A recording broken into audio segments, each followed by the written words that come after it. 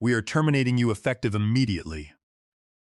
Security will escort you out, he said, without even looking up from his brand-new company-issued laptop. He was still halfway through logging into his Slack account for the first time. Bradley Reed, the CEO's son-in-law, day one, office one, me. No handshake, no explanation. Just a trembling junior HR representative named Evan standing behind him like he was watching someone defuse a bomb with a spatula. The ink on Bradley's onboarding packet was still wet, and he was already playing executioner. He had his dark hair slicked back perfectly, his resume printed on thick cream cardstock, and his MBA confidence inflated like a bounce house at a divorce party. He did not ask questions, he did not even blink. He just read the line off his iPad word for word. You could tell someone coached him. Probably his wife Jessica, or his father-in-law Charles, or the mirror in his luxury apartment. I did not flinch and argue. I am 54 years old. I stood up, adjusted my jacket, and handed over my badge with the kind of grace you learn after 30 years of swallowing power plays and gritting through boardroom egos. He thought he was firing me. He thought this was his first big move. All I said was, I want to do this right. Tell your father-in-law the board meeting in 3 hours should be interesting. Then I walked out. I walked past the silent HR rep. I walked past the security guard who looked more confused than concerned. I walked past the framed photo of the founding family in the lobby that, funny enough, left out the man who actually wrote the bylaws they built their entire empire on. And hey, while I have got you here, if this already feels like the kind of corporate chaos that makes your jaw drop, do me a favor. Tap that subscribe button and give it a like. Not because I am begging. I have been kicked out of nicer offices. Because it really helps the team keep unearthing these stories and exposing what really happens behind those glass doors. You would be surprised how often the person getting fired is the one holding the leash. Now, back to our regularly scheduled downfall. 3 hours. That is how long Bradley Reed had between his first firing and his first legal disaster. In that time, I imagine he celebrated. Maybe he popped a little champagne in his corner office. My old office, if we are being precise. Maybe he drafted up a chipper little LinkedIn post about decisive leadership and tough calls. Hell, he probably already had the hashtags queued up. Leadership, next chapter, business moves, or whatever buzzword his personal brand consultant told him to sprinkle in. Meanwhile, the board packet had already gone out. Clause 17C, titled plainly, Emergency Reassignment and Voting Suspension Trigger. It was buried in the original shareholder agreement like a landmine nobody expected to step on. Written by yours truly, reviewed by legal, signed by every investor who ever asked. But what happens if leadership goes rogue? The answer was simple. If an executive is terminated without a formal board vote, and that termination is initiated by an appointee with no equity, well, then the appointee loses all interim authority. The board convenes within the day. Voting power reverts to the majority shareholder, me. Because while he was sipping bubbly and measuring for new curtains, I was filing that clause activation. Dated, signed, timestamped, and couriered to every board member, investor, and general counsel tied to this company. And unlike his welcome packet, mine came with a certified return receipt. He thought I would go quietly. What he did not know was that I never built this company to be seen. I built it to be safe from people exactly like him.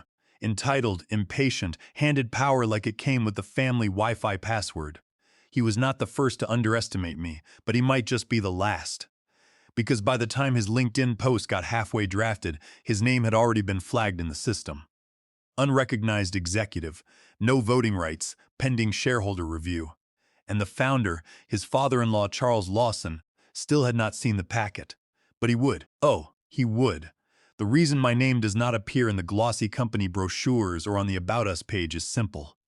I was the shadow in the scaffolding, the clause in the contract, the call you made when the boardroom lights were off and the SEC was circling like a hawk. I never wanted the spotlight. I wanted structure, stability, leverage, and equity. God, the equity. While they were naming conference rooms after founders' grandkids and handing out plaques to people who had been here for 5 fiscal quarters, I was taking payment in percentages. Half a point here, a full point there. Equity, not bonuses. Voting shares, not titles. Every time a deal closed or an investor came sniffing, I negotiated another sliver. Quietly, efficiently. I did not play poker. I built the table and printed the cards. It started back when the company was 2 folding chairs, a whiteboard, and a founder who thought compliance was a dirty word. Charles Lawson was a visionary, sure, but the kind who could not remember if we had paid our vendors, or if we had accidentally sent 6 figures to the guy who painted our break room. I stepped in, streamlined, stabilized, secured. And for my trouble, he offered me a vice president title. I declined, asked for stock instead. You would rather own the ceiling than sit under it, he joked. Exactly, I said. By year 3, I was sitting on 18%. By year 8, 41%. The CFO left in a screaming match over misallocated funds. I picked up his shares at a deep discount. He needed the money.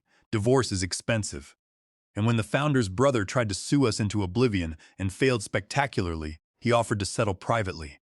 I took the remaining 31% in exchange for a bulletproof NDA and a promise never to leak the family's offshore disaster. 72%. That is where I sat, quietly. No fanfare, no parades, just majority ownership neatly filed in the Delaware Registry. And nestled inside that ownership was Clause 17C, a weird little appendix section nobody ever bothered to read because, quote, we would never need that. The clause said that if a non-equity executive ever terminated a corporate officer without board vote, all executive powers would be suspended pending shareholder review. It was a clause for emergencies, betrayals, stupidity. I wrote it after a younger version of our founder's nephew tried to fire the entire marketing department during a tantrum. I watched his LinkedIn go dark in 48 hours. That was the last time anyone touched power they did not earn. Until now. Because what Bradley did not understand, what nobody told him in his overpriced business school, was that inheriting a title does not mean inheriting control. Control is not gifted. It is not in your last name or on your office door. It is in the contracts, in the fine print, in the clause written during a 2EC AM call with a paranoid investor from Boston who wanted to know what would happen if someone's idiot kid got promoted. Turns out, it activates exactly like this. One smug little firing, no board vote, no cause, no process. Just a boy with fresh teeth whitened and a new email signature strutting into my office like he was casting a reboot of Succession. He had no clue that by reading that script, he triggered a corporate trapdoor that had been bolted shut for 17 years, just waiting for someone dumb enough to step on it. Now, that clause was live. I did not just send the activation letter. I sent a full legal packet. Shareholder statements, equity breakdown, archived email approvals, timestamped documents, notarized copies. I even included his little termination memo, signed and dated, complete with its grammatical errors and HR cosign. They would laugh about that one later. Well, someone would. Because while he was figuring out how to order office plants and get his keycard upgraded, the board was reading a memo titled Immediate Suspension of Executive Authority, Clause 17C. He was about to learn what real power looks like, and Charles Lawson had no idea his newest family heirloom had just stepped on a landmine with his name engraved on the trigger. But that call was coming, and he would not be laughing. Somewhere on the 20th floor, in a glass-walled office he had not earned and did not understand, Bradley poured himself a flute of celebratory champagne, the kind of bottle they save for IPOs or exits, neither of which were on his horizon. He popped the cork like he just slayed a dragon, not fired the man who was the dragon, and replaced him with absolutely no one. First day, first problem solved, he texted his wife Jessica. Time to clean house. He kicked off his loafers, crossed his legs like he had seen in a million stock photo CEO poses, and opened his laptop to begin drafting a LinkedIn post that would have made any PR intern vomit from secondhand embarrassment. Something about making tough calls for long-term vision. He paused halfway through typing. Leadership is an action, not a title, unaware he was about to lose both. Meanwhile, downstairs, metaphorically and literally, the board members were opening a very different kind of bottle. One sealed in a fireproof FedEx envelopes stamped confidential. Clause 17C activation. The courier had arrived 15 minutes prior, handed the packets to executive assistants like they were jury summons, and left without a word. Inside that packet was a 3-inch thick stack of hell. Cover page, Clause 17C activation, shareholder transition proposal. Subheading, request for immediate emergency board meeting under Bylaw 8.4. Attached was a signed trigger letter dated that morning, timestamped at 7:03 a.m., hours before I was ever terminated. Accompanying it, a complete equity breakdown. Every share I had acquired over 20 years, every transaction, every co-signed agreement, a full portfolio ledger with notarizations and verified filings. The reaction was not instant. It was worse. It was slow. That creeping kind of dread when you realize you are not in trouble, you are in litigation, and just had not checked your email yet. By the time the founder's personal counsel skimmed the clause and hit the key phrase, suspension of executive authority upon unilateral termination by non-equity appointee, he actually said aloud, "Oh no," and then again, quieter, "Oh no." The packet also included a meeting mandate. The board was legally required to convene within 3 hours. That timer had already started. I made sure of that. I did not need to be in the building. The law was, the contracts were. And by the time his celebratory Instagram story hit champagne on deck, first move made with a boomerang of clinking glasses, his name was already flagged by LegalZoom and DocuSign logs as the sole initiator of a termination he had no authority to make. Meanwhile, across the city and in 2 time zones, the board members were canceling lunches, skipping golf, and calling their assistants to reschedule quarterly reviews. They were not happy. They were trapped. Because once Clause 17C activates, it is not about office politics anymore. It is about fiduciary duty, voting rights, SEC exposure, their personal assets, their names on filings they never reviewed. This was not some family spat. This was a legally binding reversion of control. And there, in black and white, was the number they had not thought about in years: 72%. Majority shareholder, voting control, clause trigger, emergency recall of all executive appointments made in the last 48 hours. Immediate revocation of non-board sanctioned authority, my authority, reinstated the moment his was voided. Oh, and let us not forget the cherry on top. The clause was not just real, it was irreversible once filed. That little fact had been added during a very specific investor scare years ago. They wanted assurance that if someone did go rogue, they could not undo the emergency meeting with a panicked apology and a retracted memo. There was no take-back button, so, while he strutted through the hallway with his little clipboard and tried to figure out how to access the internal financial systems, the boardroom chairs were already being filled. Charles Lawson had not arrived yet, but his phone had buzzed twice, and both times he ignored the screen. The third time he picked up and everything changed. The founder was mid-backswing on hole 7 at the country club he half-funded, chewing a cigar that matched his tan and his ego when the first call came in. Ignored. Second one, too. It was not until the third ring, persistent, sharp, from his general counsel, Martin's personal line, that he grunted, dropped the club, and snapped, "This better be good." What followed was not good. It was not even bad. It was catastrophic.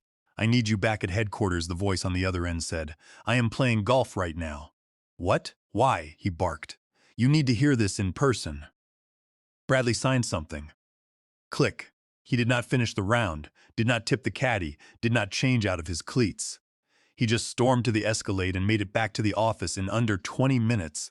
An Olympic record for someone who usually required 2 assistants and a valet just to get through the front door.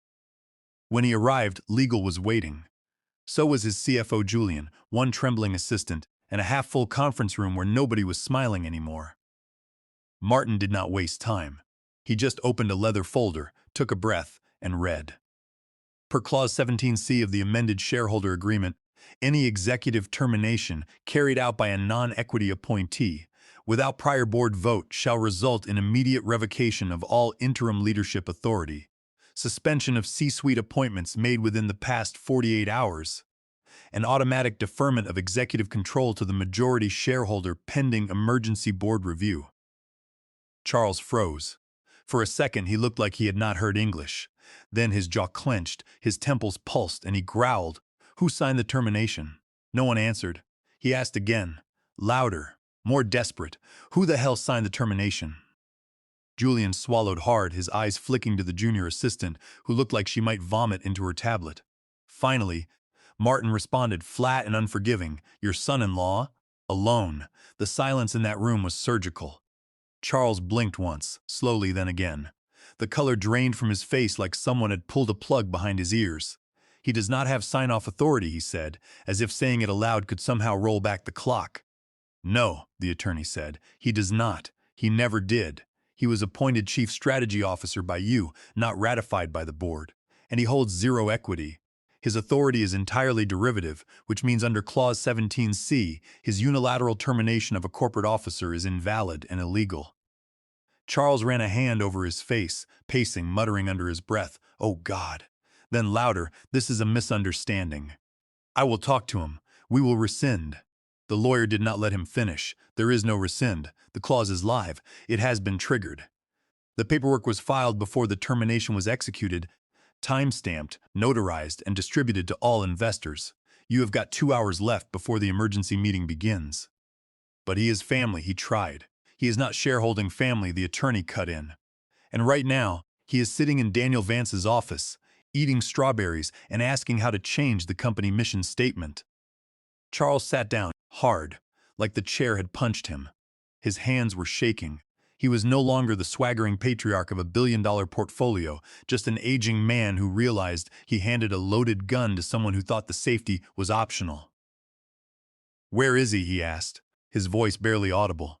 "Probably writing a press release," Julian muttered. He looked up, his eyes red now. "What do we do?" Martin closed the folder. "You sit in that boardroom, you listen. You do not interrupt.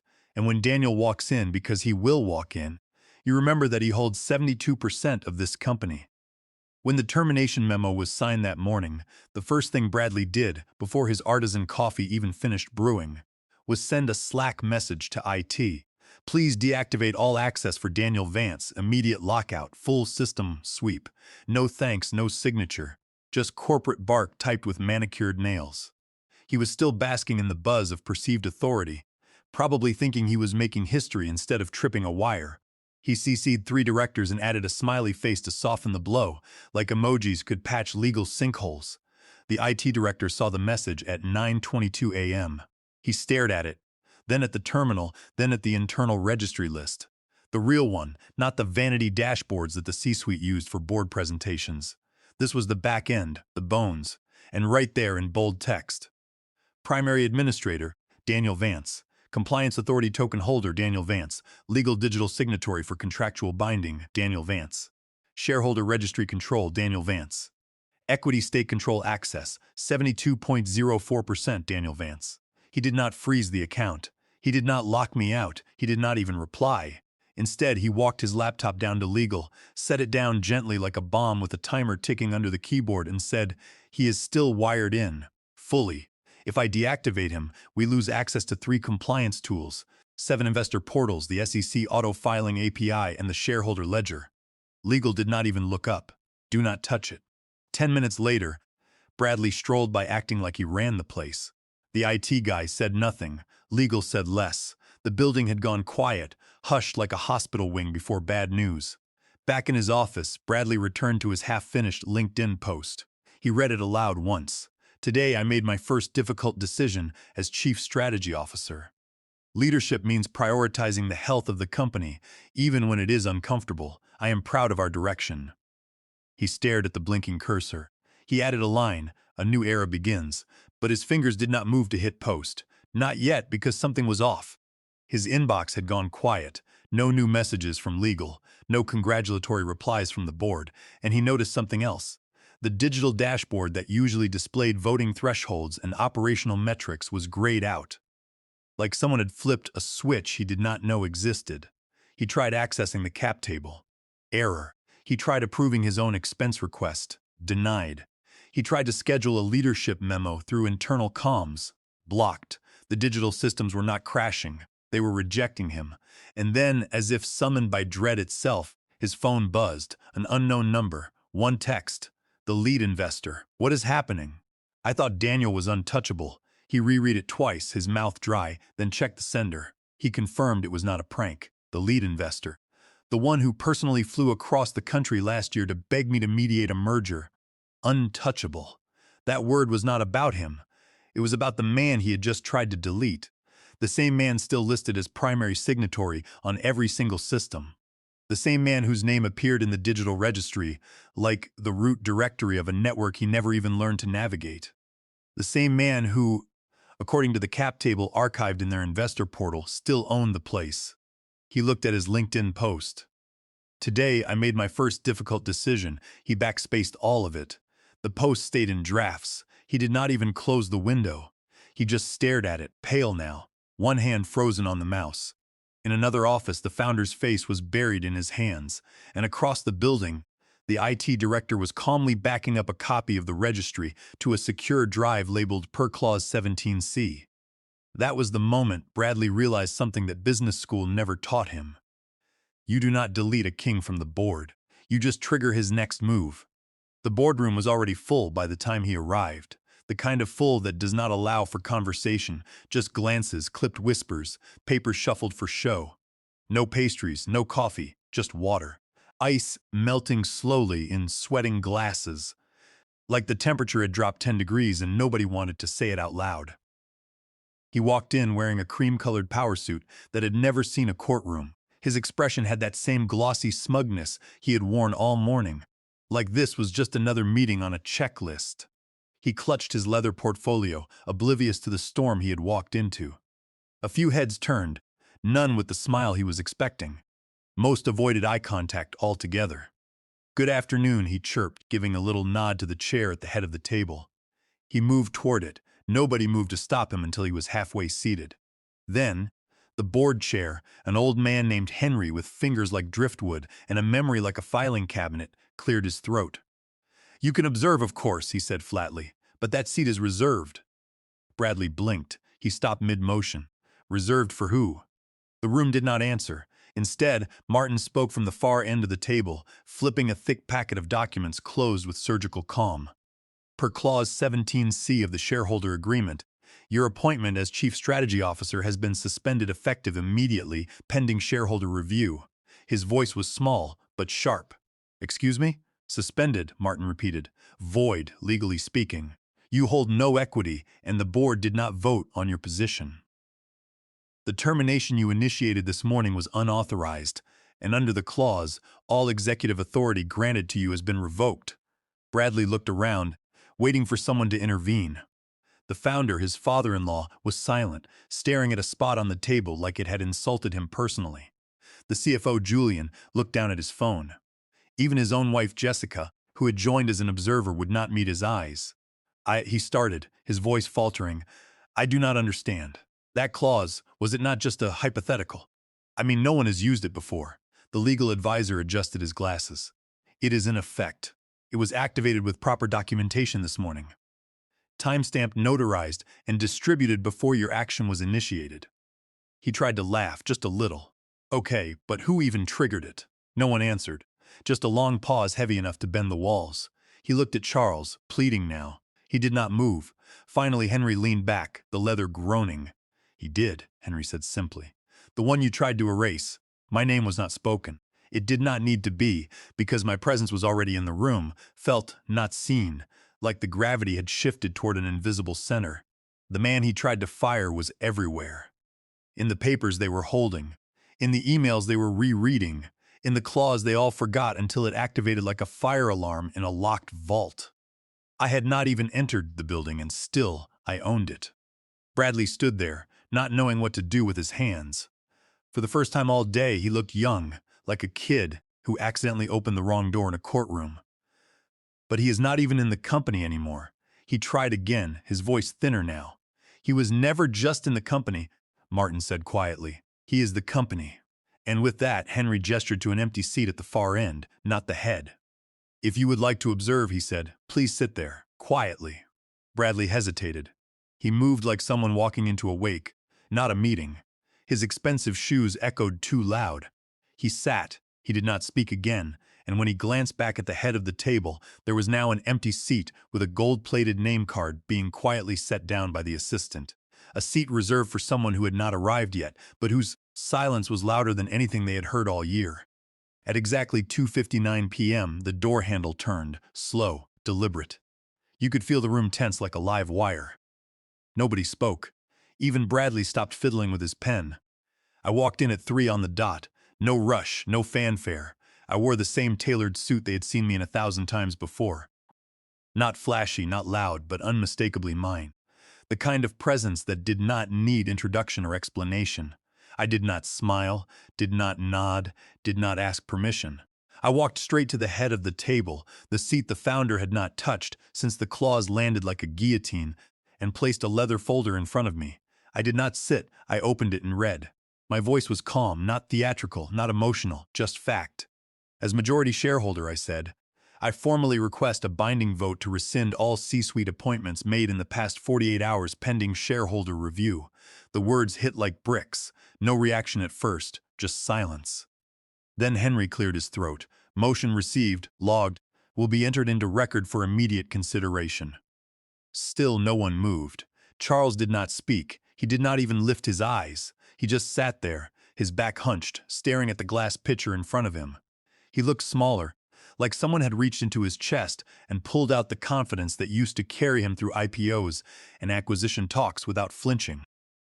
I did not look at him, did not need to. Bradley looked like he might faint. His mouth opened, but no sound came out. His hands trembled around the edges of his notepad, and still he did not speak. Nobody did, because there it was, written, spoken, witnessed, a reminder that I had not lost control when I was escorted out. I had given them the illusion of it. Let them play dress-up with titles and corner offices and LinkedIn banners while I pulled strings behind soundproofed legal armor. They thought I would walk away. They thought the badge meant power, but I was not an employee, I was the owner, and this was my reminder. Martin confirmed the filing. Clause 17C empowers majority shareholder authority to override interim executive decisions pending board verification. A vote may proceed. Henry nodded. Motion is live. The board will reconvene privately for confirmation. You will be informed of the results by close of business. I will stay, I said. It was not a request, not a threat, just a statement of fact. Someone asked softly, "Would you like to take a seat?" I finally turned, looked at the empty head chair and back at them all. "No," I said. "I will stand." It was not defiance, it was dominance. Quiet, absolute, and terrifying. Because you do not sit when you already own the table. And I did. The founder finally spoke, a whisper. "You set this up." My eyes locked on his. I protected what you handed to children. I waited, watched, let them think they were in control. And now I had reminded every person in that room that sometimes power is not loud. It is silent, strategic, patient, and impossible to fire. The next morning, Charles resigned. Bradley was escorted out. Top line, executive chairman, Daniel Vance. Power came from knowing the wiring inside the walls.